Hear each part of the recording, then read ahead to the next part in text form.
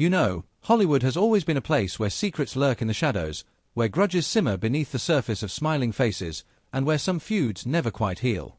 But what happens when one of television's most beloved stars carries a hatred so deep that even on his deathbed, he cannot let it go? This is the story of Pernell Roberts, the man who rode into our living rooms every Sunday night as Adam Cartwright on Bonanza, the eldest son of the Cartwright family who captured hearts with his intelligence, his strength, and his undeniable charm. But behind that handsome face and that commanding presence was a man tormented by a conflict that would define his career and haunt him until his final breath. The question that burns in our minds today is this: who was the man that Pernell Roberts hated with such intensity that he could never forgive him? And what dark secret lay at the heart of this bitter feud that tore apart one of television's most successful shows? Let me take you back to a time when television was still finding its voice, when westerns dominated the airwaves and families gathered around their black and white sets to watch heroes ride across the Nevada desert. Bonanza premiered in 1959, and it wasn't just another western. It was a phenomenon that would run for 14 seasons and become one of the longest-running western series in television history. The show centered on the Cartwright family, led by patriarch Ben Cartwright, played by the commanding Lorne Greene, and his 3 sons from 3 different marriages. There was Adam, the eldest and most educated, played by Pernell Roberts. There was Hoss, the middle son, gentle giant, played by Dan Blocker. And there was little Joe, the youngest and most impetuous, played by Michael Landon. Together, they ran the Ponderosa, a sprawling ranch near Virginia City, Nevada, and each week they faced challenges that tested not just their courage but their integrity and their bonds as a family. From the very beginning, Bonanza was a hit. Audiences loved the sweeping landscapes, the action-packed stories, and most of all, they loved the Cartwright family. The chemistry between the 4 leads was electric, or at least that's what it looked like on screen. Behind the scenes, however, tensions were already beginning to brew, and at the center of those tensions was Pernell Roberts himself. You see, Pernell wasn't just an actor looking for a paycheck. He was a classically trained performer who had studied at the University of Maryland and honed his craft on stages across the country before coming to Hollywood.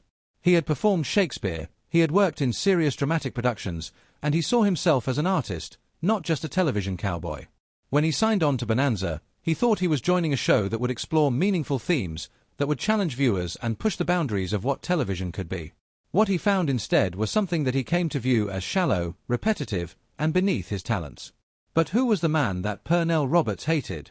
The answer isn't simple, because his anger wasn't directed at just one person. However, the primary target of his rage, the man he blamed for everything that went wrong with Bonanza, was David Dortort, the show's creator and producer. David Dortort was a television visionary in his own right. He had created Bonanza with a specific formula in mind, a formula designed to appeal to the widest possible audience. He wanted action, he wanted wholesome family values, he wanted clear-cut heroes and villains, and he wanted to avoid controversy at all costs. This was, after all, the late 1950s and early 1960s, a time when television was still considered a guest in people's homes and networks were terrified of offending anyone. Dortort's vision was commercially brilliant, but it was artistically limiting, and that's where the conflict began. From the first season, Pernell Roberts started voicing his concerns. He felt that the scripts were simplistic and formulaic. He objected to the way the show portrayed Native Americans, often as one-dimensional savages. He was frustrated by the lack of character development, the way Adam Cartwright seemed to be the same person in Episode 1 as he was in Episode 50. He wanted to explore Adam's inner life, his conflicts, his growth as a human being. He wanted the show to tackle social issues, to say something meaningful about the world beyond just good guys beating bad guys. But every time he brought these concerns to David Dortort, he was shut down. Dortort had a successful formula, and he wasn't about to let one actor, no matter how talented, mess with it. The ratings were soaring, the sponsors were happy, and NBC was making a fortune. Why change anything? This is where the hatred began to take root. Pernell Roberts wasn't just disappointed, he felt betrayed. He felt that Dortort had essentially lied to him about what the show would be, and now he was trapped in a contract that bound him to play the same shallow character week after week after week. He began to speak out publicly, giving interviews where he criticized the show, calling it junk television and pablum. He said that Bonanza was wasting the talents of everyone involved and that it was an insult to the intelligence of the American viewing public. These were fighting words in an industry that valued loyalty and discretion above all else. Actors simply didn't criticize their own shows while they were still on the air. It was considered professional suicide, and Pernell's colleagues were horrified by his outspokenness. But Pernell Roberts didn't care. He had principles, and he was willing to sacrifice his career to stand by them. He began to clash with Dortort on set, arguing about scripts, refusing to say lines he found offensive or ridiculous, and generally making life difficult for the production. Dortort, for his part, was infuriated. He saw Pernell as an ungrateful prima donna who didn't appreciate the opportunity he'd been given. Here was an actor who had been relatively unknown before Bonanza, who was now earning a substantial salary and had become a household name, and all he did was complain. The relationship between them deteriorated rapidly, becoming openly hostile. Cast and crew members would later recall the icy silences, the shouting matches, and the palpable tension whenever the two men were in the same room. What made matters worse was that Pernell Roberts wasn't entirely wrong in his criticisms. The show did rely on formulaic plots. The portrayal of minorities was often problematic by today's standards, and even by the standards of some more progressive voices in the 1960s. Adam Cartwright could have been a more complex and interesting character if the writers had been allowed to develop him. But television in that era was a business first and an art form second, and David Dortort was running a business. He had investors to please, a network to satisfy, and millions of viewers who tuned in every week precisely because Bonanza was comfortable, predictable, and didn't challenge them too much. From his perspective, Pernell Roberts was trying to fix something that wasn't broken. The other cast members found themselves caught in the middle of this war. Lorne Greene, who played Ben Cartwright, tried to play peacemaker. He respected Pernell's intelligence and understood some of his frustrations, but he also valued the show and didn't want to see it torn apart by internal conflict. Michael Landon and Dan Blocker had their own complicated feelings. They enjoyed the success and the financial security that Bonanza provided, and they worried that Pernell's constant agitation might jeopardize everything. There were reports of arguments between Pernell and his co-stars, though Dan Blocker, in particular, seemed to maintain a friendship with Pernell despite their differences. Michael Landon, on the other hand, was reportedly less sympathetic, viewing Pernell as someone who didn't appreciate his good fortune. As the seasons wore on, Pernell Roberts became increasingly miserable. He felt like a prisoner, contractual obligated to show up and play a role he despised in a show he had no respect for, all under the control of a man he had come to hate. He began to drink more heavily. His personal life suffered. His marriage fell apart, and he became known in Hollywood as difficult and temperamental. The happy, charming Adam Cartwright that viewers saw on their screens every week bore no resemblance to the angry, frustrated man that Pernell Roberts had become behind the scenes. And through it all, David Dortort refused to budge. He wasn't going to let one actor dictate the direction of his show, no matter how talented or how principled that actor might be. The breaking point came after the 6th season. Pernell Roberts had had enough. Despite the fact that Bonanza was still one of the highest-rated shows on television, despite the financial security it provided, despite the fame and recognition, he made the shocking decision to leave. His contract was up, and he refused to renew it. The announcement sent shockwaves through the entertainment industry. Actors didn't walk away from hit shows.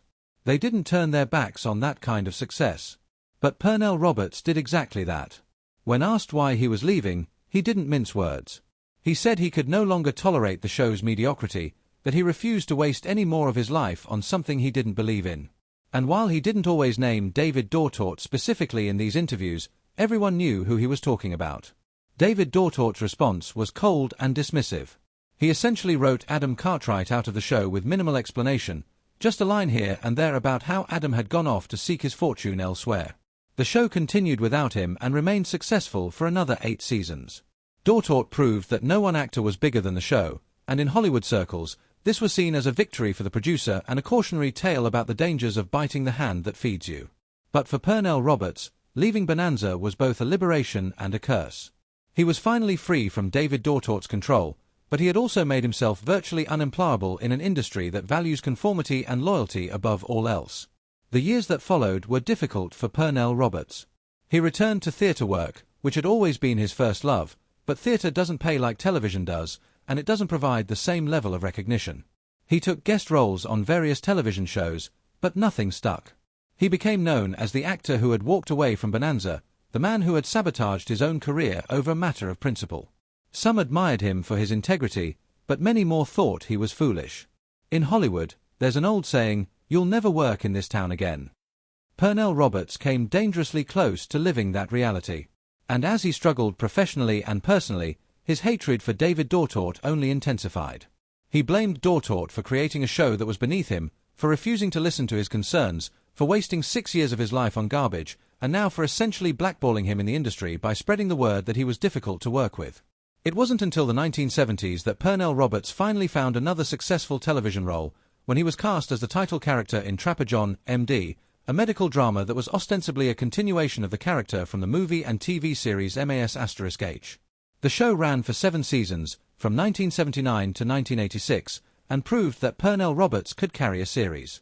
But even this success was bittersweet, because by then he was in his 50s, and he couldn't help but wonder what his career might have been if he hadn't wasted those years on Bonanza, if David Dortort had just listened to him, if things had been different. The anger never fully went away. In interviews over the years, Pernell Roberts continued to speak critically about Bonanza and about the way television prioritizes profits over artistic integrity. But the most revealing moment came much later, toward the end of Pernell Roberts' life. By the 2000s, he was in his 70s and in declining health. He had largely retired from acting and was living a quiet life away from the spotlight.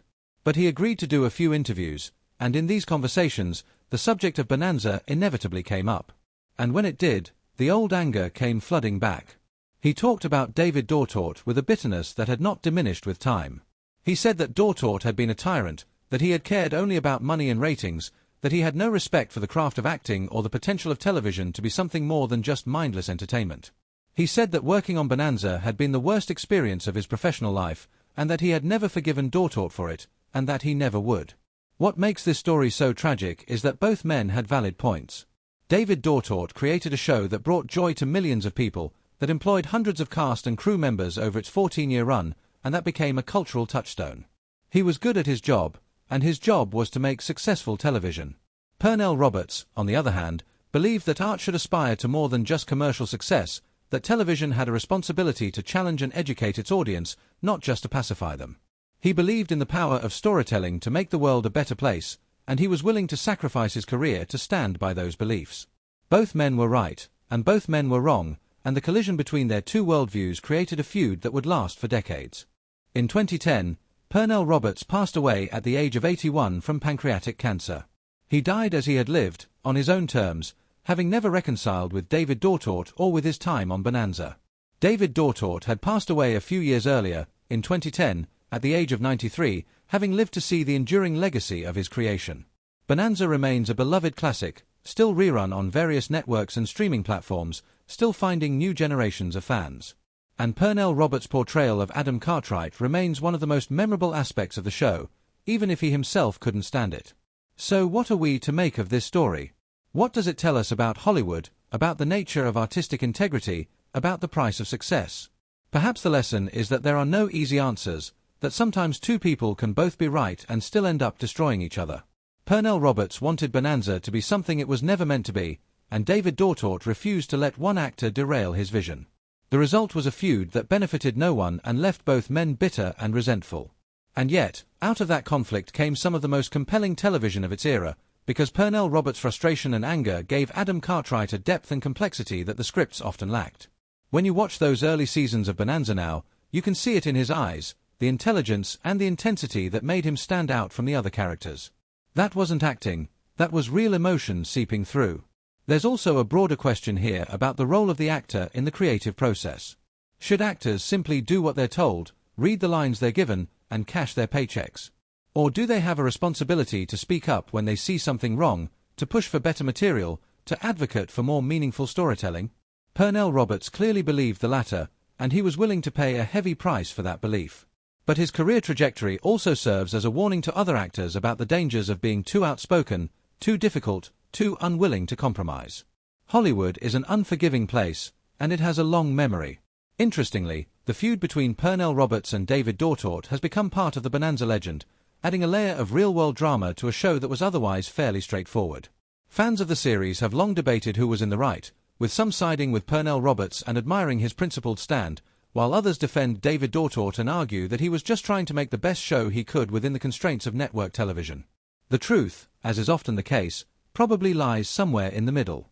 Both men were products of their time and their circumstances, and both were too stubborn to find a middle ground. It's worth noting that Pernell Roberts' concerns about the portrayal of Native Americans and other minorities on Bonanza were prescient. In the years since the show ended, there has been a growing recognition of the problematic ways that westerns of that era depicted indigenous peoples and other marginalized groups. Today's viewers watching Bonanza may cringe at some of the stereotypes and outdated attitudes, and they may appreciate that Pernell Roberts was trying to push back against those portrayals even in the early 1960s. He was ahead of his time in many ways, and his insistence on more nuanced and respectful storytelling was a sign of his intelligence and his moral courage. But being ahead of your time doesn't always make you popular, and it certainly didn't make him popular with David Dortort. Another fascinating aspect of this story is the way it illustrates the tension between artistic vision and commercial success in the entertainment industry. This is a tension that exists to this day, and it's one that every creative person has to navigate. Do you make the art you believe in, even if it means financial hardship and obscurity? Or do you compromise your vision in order to reach a wider audience and achieve commercial success? Pernell Roberts chose the former, walking away from Bonanza and all the money and fame that came with it. David Dortort chose the latter, creating a show that was commercially successful but artistically limited. Neither choice is wrong, but both come with costs. The legacy of Pernell Roberts is a complicated one. On one hand, he's remembered as a talented actor who brought intelligence and gravitas to every role he played. On the other hand, he's also remembered as difficult, temperamental, and self-destructive. His feud with David Dortort defined much of his career, and it's impossible to talk about Pernell Roberts without talking about Bonanza and the man he hated. But perhaps that's fitting, because that feud was such a central part of who he was. He was a man who refused to compromise his principles, even when it cost him everything. He was a man who believed that art mattered, that television could be more than just a mindless distraction, and he was willing to fight for that belief even when everyone around him thought he was crazy. In his final years, Pernell Roberts gave a few interviews where he reflected on his career and his life. And when the subject of Bonanza came up, as it inevitably did, he was asked if he had any regrets. Did he regret leaving the show? Did he regret the way he had handled his conflicts with David Dortort? Did he regret burning so many bridges in Hollywood? His answer was always the same. No, he had no regrets. He said he had lived his life according to his principles, and that was more important than money or fame or a successful career. He said he had spoken truth to power, and if that made him unpopular, so be it. And as for David Dortort, the man he had hated for so many years, Pernell Roberts said he had never forgiven him, and he never would. Some wounds run too deep, and some betrayals are too fundamental to ever be healed. In his final years, Pernell Roberts gave a few interviews where he reflected on his career and his life. And when the subject of Bonanza came up, as it inevitably did, he was asked if he had any regrets. Did he regret leaving the show? Did he regret the way he had handled his conflicts with David Dortort? Did he regret burning so many bridges in Hollywood? His answer was always the same. No, he had no regrets. He said he had lived his life according to his principles, and that was more important than money or fame or a successful career. He said he had spoken truth to power, and if that made him unpopular, so be it. And as for David Dortort, the man he had hated for so many years, Pernell Roberts said he had never forgiven him, and he never would. Some wounds run too deep, and some betrayals are too fundamental to ever be healed. This is the story of Pernell Roberts and his final confession, the man he hated and never forgave. It's a story about pride and principle, about art and commerce, about the price of integrity and the cost of compromise. It's a story that has no clear heroes or villains, only two men who wanted different things and who were both too stubborn to back down. And it's a story that reminds us that behind every beloved television show, behind every smiling face on our screens, there are real people with real conflicts and real pain. Pernell Roberts carried his hatred for David Dortort to his grave, and in doing so, he became a symbol of something larger. The artist who refuses to sell out, the rebel who won't be tamed, the man who would rather fail on his own terms than succeed on someone else's. So the next time you watch an episode of Bonanza, look closely at Pernell Roberts as Adam Cartwright. Look at his eyes, at the intelligence and intensity there, and remember that what you're seeing isn't just acting. It's the real frustration and anger of a man trapped in a role he despised, working for a man he hated, fighting a battle he couldn't win. And yet, despite all that, or perhaps because of it, he gave one of the most memorable performances in television history. That's the paradox of Pernell Roberts. His misery made him great, and his hatred made him unforgettable. And in the end, isn't that what every artist wants? To be remembered, to make an impact, to matter. Pernell Roberts achieved that, even if it cost him everything. And David Dortort, the man he hated and never forgave, remains forever linked to him in the annals of television history. Two men bound together by conflict and by the show that made them both famous. This is their story, and it's a story worth remembering.